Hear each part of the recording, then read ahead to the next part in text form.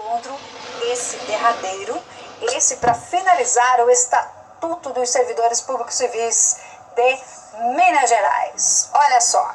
Bom, nesse encontro muito rico, diga-se de passagem, vamos falar dos deveres, das proibições, do processo administrativo, das penalidades, enfim, vamos tratar de muito assunto, muito. E para começar já a nossa brincadeira, nós vamos falar acerca das responsabilidades. Sim, quais são as responsabilidades imputadas a você, futuro servidor público civil do Estado? Para isso, eu sempre faço um esquemão para facilitar a vida de todo mundo, tá? Ao invés de a gente ficar olhando dispositivo legal, até para vocês fixarem, nós vamos escrever. Lembra da nossa técnica de memorização? Escrever. Vamos lá então, tá? Olha só. Então, meus caros, nós vamos falar acerca das responsabilidades aqui. E lembrando que vocês têm 3 tipos de responsabilidades. Administrativa, civil ou civil, tanto faz, e penal ou criminal, ok? A primeira coisa que vocês têm que saber acerca da responsabilidade de vocês é que todas são independentes e harmônicas entre si. Repitam comigo, todas independentes e harmônicas entre si. O que eu quero dizer com isso? Que cada autoridade competente vai julgar dentro da sua área de competência. Por exemplo, na área administrativa, quem é a autoridade competente para te julgar? Na área civil ou civil, obviamente um juiz civil ou civil. E na área penal ou criminal, o juiz penal criminal. Ninguém vai interferir na decisão de ninguém, beleza? Quando que vocês serão responsabilizados na área administrativa? Quando vocês cometerem alguma irregularidade. E a irregularidade que vocês cometerem, se for punk, for nervosa, a mais grave no caso de vocês, servidores efetivos, é a demissão. Tá? Na área civil, professora, bom, certamente vocês fizeram alguma coisa que gerou um dano. Dano esse, inclusive, a terceiros, tá? Por ação ou omissão, com dolo ou culpa. O que eu quero dizer? Que vocês cometeram uma ação omissiva ou comissiva. Omitiram ou fizeram. Por dolo ou culpa. Com intenção ou sem intenção, manjam? E isso gerou um prejuízo ao erário público ou a terceiros. Erário público à própria administração ou a terceiros ou os administrados. E a penal, vocês cometeram uma infração penal. A infração penal pode ser uma contravenção penal ou um crime tipificado lá no nosso Código Penal, onde a coisa mais grave, mais pancadão nervoso, vai ser a privativa de liberdade para vocês, ou seja, chilindrozão, cadeia, tá? Lembrando, todas essas responsabilidades são independentes e harmônicas. Pouco importa o que foi julgado na esfera administrativa, pouco importa o que foi na esfera civil e menos ainda na esfera penal. Porém, tem uma que pode fazer reflexo na sua vida, sim, qual seja a esfera penal. Essa daqui, gente, pode influenciar na sua vida. Se houver uma absolvição por negativa ou de autoria ou de fato. Como assim, prof? Vamos imaginar o seguinte: vocês foram demitidos, vocês tiveram que indenizar, e aí chegou lá na esfera penal, vocês foram presos, inclusive preventivamente, mas o juiz entendeu que vocês não eram o autor daquele crime. Logo, absolveu vocês por negativa de autoria. Ou realmente aconteceu algum fato, mas esse fato não é tipificado como crime no Brasil. Aí você será absolvido por negativa de fato, tá? Se uma dessas duas possibilidades acontecerem, vocês têm o direito de voltar para a administração. E esse voltar para a administração, inclusive, vocês já viram, se chama reintegração, tá? Professora, sério, porque a demissão de vocês será anulada. E todo esse tempo que vocês ficaram demitidos, vocês vão receber. Professora, eu já ouvi um caso desse, mas o fulano foi absolvido por negativa de prova. Não tem direito de voltar para a administração. Vejam, no Código de Processo Penal no Brasil nós temos vários motivos de absolvição. Perdão, preclusão, falta de prova, blá, blá. Essas modalidades não interessam para quem é servidor público. Só interessa uma dessas duas. Absolvição por negativa ou de fato ou de autoria. Tudo bem? Por isso que eu sempre faço esse esquemão aqui para vocês. A lá italiana, né? Verde e vermelho, vejam, olha que tal, para vocês verificarem e não esquecerem. Tudo bem? Dito isso, agora nós vamos entrar nos deveres de vocês. Lê assim por desencargo de consciência, porque não deve ser novidade para ninguém acerca dos deveres de vocês. Vamos lá? São deveres do funcionário: assiduidade, pontualidade, discrição, urbanidade, lealdade às instituições constitucionais e administrativas a que servir, observância das normas legais e regulamentares, obediência às ordens superiores, exceto quando manifestamente ilegais, levar ao conhecimento da autoridade superior irregularidade que tiver ciência em razão do cargo, zelar pela economia e conservação do material que lhe for confiado, providenciar que esteja sempre em ordem no seu assentamento individual a sua declaração de família e atender prontamente às requisições para a defesa da fazenda pública e expedição de certidões requeridas para a defesa de direito, tá? É bom vocês saberem, né, gente? Mas aqui é tudo tão óbvio, né?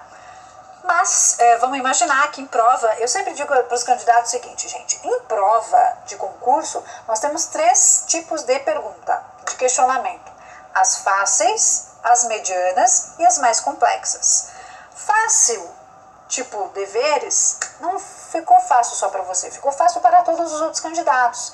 Mas essa você não pode perder, por favor, né? Porque às vezes os candidatos preparados, eles entram numa neurose absurda no dia da prova, né?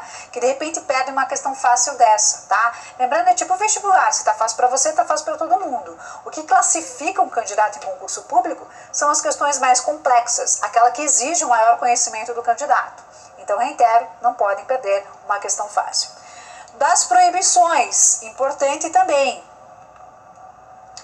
ao funcionário é proibido referir-se de modo depreciativo, informação, parecer ou despacho às autoridades e atos da administração pública, podendo, porém, em trabalho assinado, criticá-lo do ponto de vista doutrinário ou da organização do serviço, retirar sem prévia autorização da autoridade competente qualquer documento objeto da repartição, promover manifestação de apreço ou desapreço e fazer circular ou subscrever lista de donativos no recinto da repartição, valer-se do cargo para lograr proveito pessoal em detrimento da dignidade da função, coagir ou aliciar subordinados com objetivos de natureza partidária, participar da gerência ou administração de empresa comercial ou industrial, salvo os casos expressos em lei, exercer comércio ou participar de sociedade comercial, exceto como acionista, cotista ou comandatário, praticar a usura em qualquer de suas formas, pleitear como procurador ou intermediário junto às repartições públicas, salvo quando se tratar de percepção de vencimentos e vantagens de parente até 2º grau, receber propinas, comissões, presentes e vantagens de qualquer espécie em razão das atribuições, e contar à pessoa estranha a repartição, fora dos casos previstos em lei, o desempenho de encargo que lhe competir ou a seus subordinados. Enfim, estão aí descritas as proibições e os deveres de vocês, que eu digo para vocês, não deve ser novidade. Valer-se do cargo para lograr proveito pessoal. É bonito, né? É a famosa carteirada, né, minha gente? Receber presente. Professora, mas não pode. Regra. Aí eu sempre digo para vocês o seguinte: na hora da prova vale o que está na lei, não o que acontece na vida real, pelo amor de Deus, tá? Apesar que também não poderia acontecer, né? Ah, professora, mas eu vi um fulano lá do Ministério Público recebendo uma caixa de bombom. A regra é que não pode, né? Porque basta imaginar assim: você vai falar, professora, mas uma caixa de bombom, professora. Vamos imaginar o seguinte: a pessoa que está recebendo e a pessoa que está dando sabe o motivo do presente, certo? E geralmente, eu falo para vocês, por ser, né, servidora pública, já fui, você às vezes cria uma fidelidade, principalmente quando é idoso, né? Então o idoso você atendeu, deu uma atenção, aí ele quer te agradar. E geralmente a gente não pode negar, por exemplo, uma caixa de bombom, um CD, porque ele vai se ofender. Mas, gente, vocês sabem o porquê dentro da boa-fé e dentro da legalidade. Mas as pessoas ao redor vão observar o quê? Por que que fulano está recebendo aquele presente? O que que ele fez para receber o presente? Por isso que o legislador, em todo regime que se preze, proíbe a questão de presentes. Se você atendeu bem, não tem mais que obrigação. Se você surpreendeu no atendimento, a recíproca é verdadeira, tá? Tudo bem? Na sequência, nós temos aí as autoridades que são responsáveis por determinar o processo administrativo, que vai ser o secretário ou diretores a quem vocês estarão vinculados, tá? O processo administrativo, ele pode ter duas fases distintas, o inquérito e o processo propriamente dito. Então, o processo administrativo de vocês tem o inquérito e o processo administrativo, tá? O inquérito é uma apuração sumária dos fatos, tá? É aquele mais rapidinho, tá? E por isso que tem um prazo de 30 prorrogável por igual período, tá? O inquérito administrativo seria tipo uma sindicância, tá? É aquele processo em que vai ser averiguado as questões menos graves de forma mais rápida, tá bom, gente? Tá, professora, então o inquérito é sumário. Se vocês quiserem anotar, aliás, né, para vocês acompanharem, o dispositivo que trata disso é o 220, tá? O inquérito é averiguação sumária, sigilosa, e o prazo é 30, no prazo improrrogável de 30 dias. Eu falei prorrogável mais 30, desculpa, é 30, tá? Agora, o pancadão nervoso tá aqui, né? Processo administrativo. E eu trouxe uma tela em branco para vocês, por quê? Porque nós vamos escrever sobre todo o processo administrativo. Como ele acontece, quem faz, o que não faz, etc.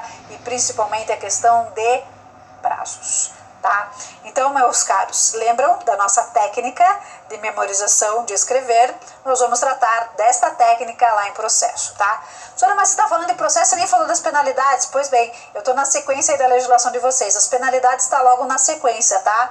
Lá no artigo 244. Antes, porém, o legislador trouxe o processo administrativo e é nessa sequência que nós vamos, até a fim de vocês se identificarem no material de vocês, beleza?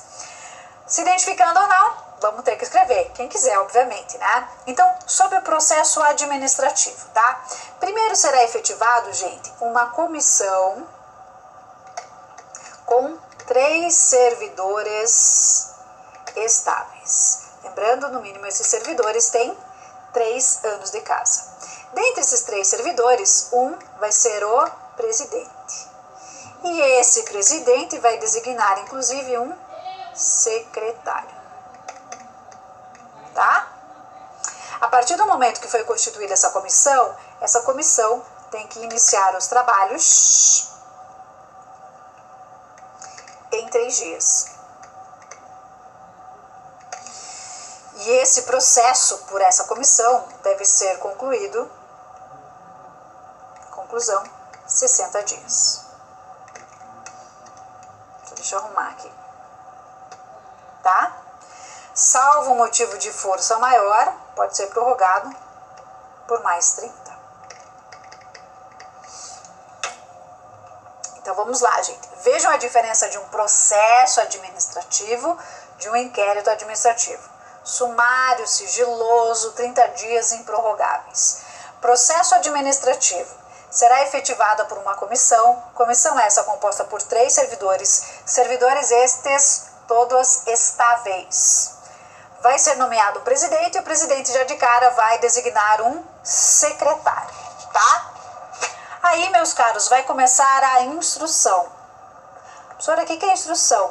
Todas as provas admitidas em direito vai ser efetivada por essa comissão, tá? E aí, eles vão ultimado o processo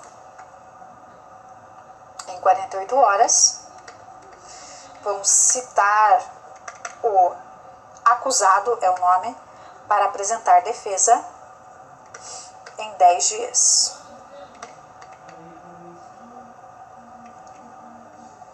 depois que foi apresentado a defesa, eles vão efetivar um relatório.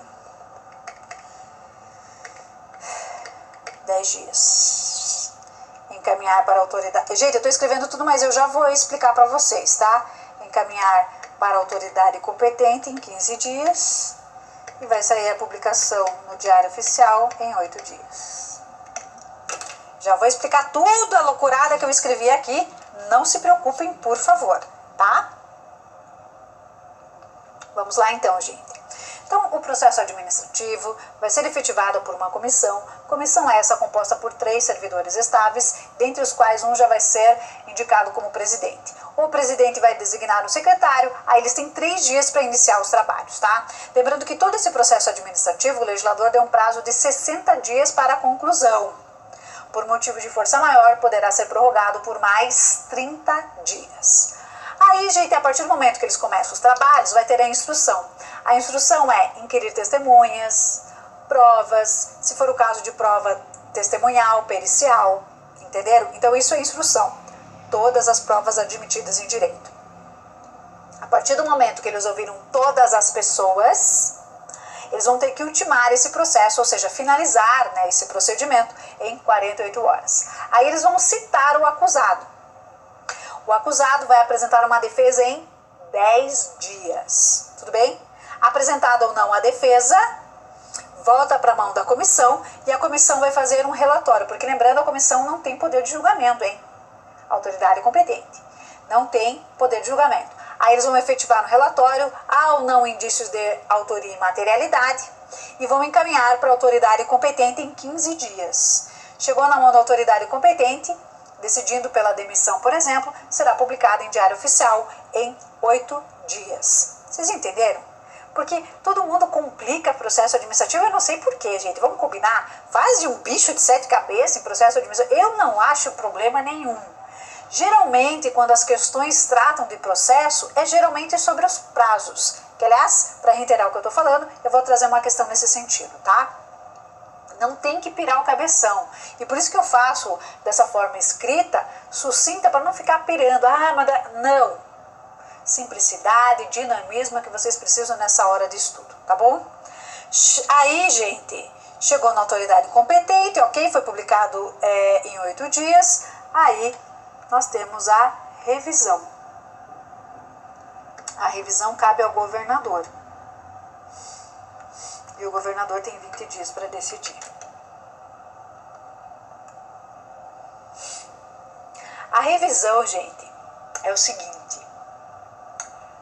Suscitado qualquer fato ou ato novo que não foi trazido no processo. Porque vocês sabem que um processo administrativo não precisa de advogado, né? Aliás, nós temos uma súmula vinculante que trata disso. A super súmula número 5, que diz o seguinte: em processo administrativo não é necessário um advogado. Isso não macula com o respectivo procedimento. E às vezes o servidor desatento, ele não pega advogado mesmo. Tá? Ele fala, eu nunca vi mandar embora da administração pública. Aí ele é demitido. Aí ele vai buscar um advogado. Aí quando ele busca o advogado acha fatos ou atos novos que podem diminuir, inclusive, a penalidade, por exemplo, imaginando que for uma demissão, tá? A simples alegação que o fulano, esse servidor, é inocente, não justifica um pedido de revisão, tá? Não justifica. Se ele é falecido, os parentes legalmente constituídos podem.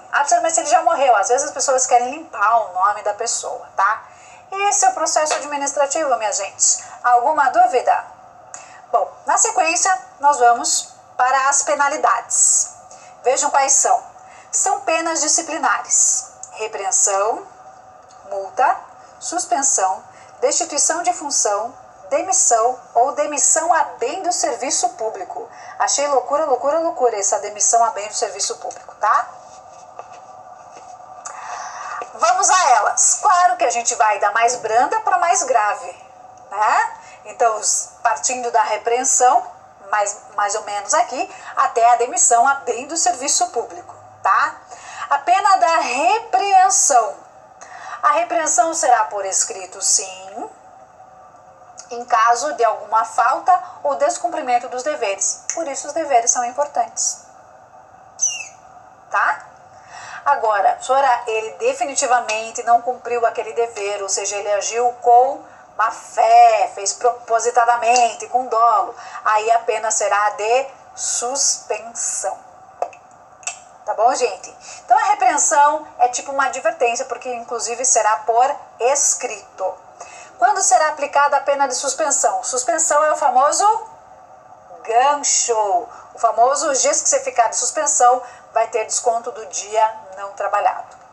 Falta grave, recusa do funcionário se submeter à inspeção médica, desrespeito às proibições, reincidência em falta já punida com a repreensão, recebimento doloso indevido de vencimento, requisição irregular de transporte e concessão de laudo médico gracioso, ou seja, mentiroso, né? Não pode ultrapassar os 90 dias, tá? Essa é a suspensão. Eu digo que a suspensão é entre a repreensão e a demissão, tipo o menos grave, né? Entre a demissão e a repreensão cabe a suspensão. Professora, e a multa? Aqui o legislador, ele citou, mas será regulamentada em regulamento, né? Depende de lei o regulamento, tá? Então depende muito do lugar que você for trabalhar, se haverá ou não multa. A maioria dos órgãos públicos nos dias de hoje não existe, tá bom? Então, falamos da repreensão, mais branda, falamos da suspensão. Destituição de função, meu bem. Lembrando que a destituição de função é o cara lá, ou é o cargo em comissão, que é chefe, diretor ou assessor, ou é você efetivo, que tem uma função de chefe, diretor ou assessor, tá? Quando será aplicada? Achei lindo o termo que o legislador usou aqui. Falta de exação do seu desempenho, negligência ou benevolência de forma indevida. É aquele que quer dar o jeitinho brasileiro, quer ajudar alguém, por ser chefe, diretor ou assessor, vai ser destituído. Aí você vai falar, professora, mas e daí que o cara foi destituído? Gente, a destituição para um efetivo é macular com a sua situação. Porque geralmente quem é destituído da função gratificada, ele vai ser demitido, porque dificilmente ele vai ficar só na função, tá? Agora, para o cargo em comissão, lembrando, o cargo em comissão não pena exoneração, pena destituição, tá? Demissão.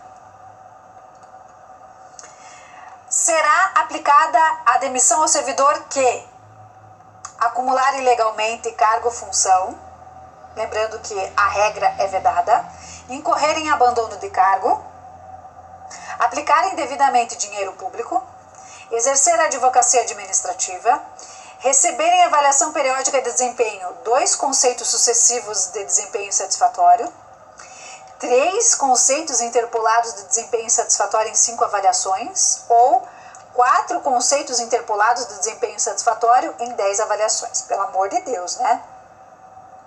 Por favor, né? Ou seja, também vai ser demitido. Lembra que vocês terão uma avaliação periódica. Como que vai ser periódica? Não sei. Depende muito do órgão com qual vocês vão trabalhar, tá?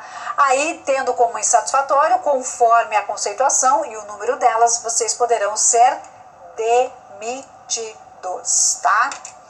Ah, gente, lembrando que essa é a demissão, entre aspas, simples. Entre aspas, simples. E a demissão a bem do serviço? Tem também, tá? Ó, demissão a bem do serviço. For convencido de incontinência pública escandalosa, vício de jogos proibidos em embriaguez habitual, praticar crime contra a boa ordem, a administração pública e a fazenda pública, revelar segredos de que tenha conhecimento em razão do cargo ou função, desde que o faça dolosamente e com prejuízo para o Estado ou particulares, praticar em serviço ofensa física contra funcionários ou a particulares, salvo legítima defesa, lesão aos cofres públicos ou dilapidar o patrimônio do Estado, receber ou solicitar propina, comissão, presente ou vantagem de qualquer espécie, tá? Caraca, hein, gente? Aí é o seguinte, isso vai constar no assentamento individual de vocês. Por quanto tempo? Bom, se for suspensão, entre 60 e 90 dias, 3 anos. Eu vou fazer de outro esquema aqui. Gente, esse prazo instituído aqui é o seguinte, vai constar no assentamento individual de vocês, tipo ficha suja, entenderam? Ah, professora, mas e daí, gente, que se vocês tiverem ficha suja, por exemplo, vocês não serão promovidos por merecimento. Isso macula com a vida do servidor? Sim. Então, vamos a elas. Da menos grave para mais grave, melhor, tá? Então, vai constar durante 1 ano, quando vocês sofrerem uma repreensão ou multa. Tá? 2 anos, quando vocês sofrerem suspensão. Suspensão essa de 30 e 60 dias. E por 3 anos, quando for suspensão, de 60 a 90 dias. Aqui o legislador coloca como reabilitação, coisa horrorosa, né? Reabilitação. Na verdade, isso daqui é uma prescrição, tá? Por quanto tempo vai constar no meu assentamento individual as penalidades, professora? Depende da penalidade. A repreensão por 1 ano, suspensão de 30 a 60 dias, 2 anos, e 3 anos se a suspensão for de 60 a 90 dias, tá?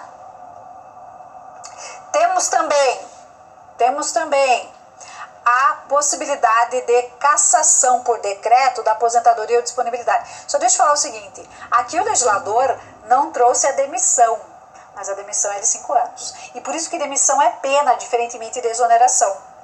Por exemplo, senhora, tá, e daí fui demitida, significa dizer que em 5 anos, meu amigo, você não pode voltar para a administração pública. Seja cargo em comissão, seja função pública, por exemplo, um PSS da vida, ou ainda concursado, tá? Então a demissão, a prescrição administrativa pela Constituição do Estado de vocês é 5 anos, ok? Cassação da aposentadoria ou disponibilidade. Gente, cassação da aposentadoria ou disponibilidade é tipo assim, ó. O cara cometeu alguma coisa grave, mas ele não estava trabalhando. Então ele estava disponível lá. Aí ele cometeu alguma coisa e maculou com o nome do lugar que ele trabalha, porque ele fez justamente porque ele é vinculado àquele lugar. Vai ser cassada a disponibilidade dele. É tipo demitido. Ou ele está aposentado, lembram? Na inatividade. Foi comprovado que na atividade ele cometeu coisa passível de demissão. Vai ser cassada a aposentadoria dele. Ah, professora, é impossível isso acontecer. Acontece, minha gente. Eu não sei em Minas Gerais, mas aqui no Paraná já aconteceu. O presidente do nosso Tribunal de Justiça. Ele cometeu improbidade administrativa na atividade, aí ele se aposentou. Foi comprovado que ele cometeu a improbidade administrativa na atividade e foi cassada a aposentadoria dele. Tudo bem? Entenderam, gente? Não é lindo? Então, a cassação da aposentadoria ou da disponibilidade é tipo a demissão, mas eles não estão em atividade. Logo, vai ser cassado por eles não estarem em atividade. Ai, gente, dito isso, nós temos 2 questõezinhas para tratar dessa temática. Vamos a elas? Olha só. As decisões proferidas no processo administrativo instaurado contra servidor público do Estado de Minas Gerais serão publicadas dentro do prazo de 8 dias. Falei para vocês, gente, prazo é importante, não é mesmo? Sim, será publicado em Diário Oficial em 8 dias. Tchá, tchá, tchá. Falei que prazo, hora ou outra, sempre vem prova. Vamos ver a outra? A Lei Estadual 869, de 5 de julho de 52, também é conhecida como Estatuto dos Funcionários Públicos Civis do Estado de Minas Gerais. Indica a alternativa que traz dispositivo prevista expressamente nessa forma. É permitido que o servidor retire objetos da repartição. Não é proibido. Reversão é o ato pelo qual o servidor exonerado retorna ao serviço em razão de revisão no processo administrativo que determinou sua exoneração. Dispositivo do artigo 152, tá? O servidor público pode administrar sociedade comercial, não é proibido. O funcionário gozará obrigatoriamente por ano 25 dias úteis de férias, observada a escala que for organizada. Ai, gente, peraí. Não é reversão, peraí. Eu já tava errando, pelo amor de Deus. Reversão é do aposentado. Deus santo, eu tava errando aqui, gente. Me ajuda, por favor. Então vamos retornar aqui. Tá aqui aquela questão de férias que eu tinha falado pra vocês. Que loucura. Vamos lá, gente. Dada a hora já, eu acho que é isso, calor do estúdio, sei lá, vou retomar. A primeira está errado, porque isso daqui é uma proibição.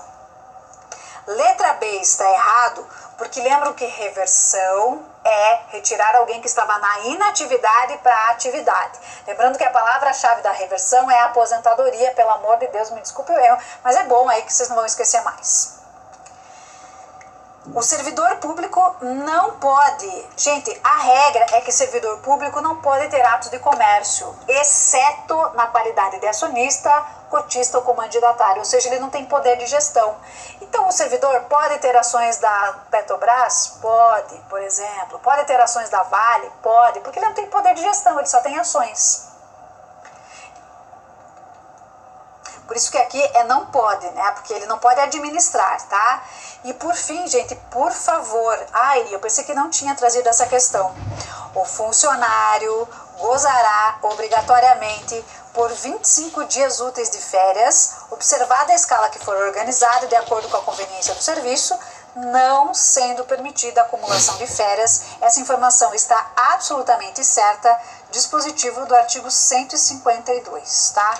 Então vejo, gente, é uma questão, foi efetivada em 2014, um mix, né?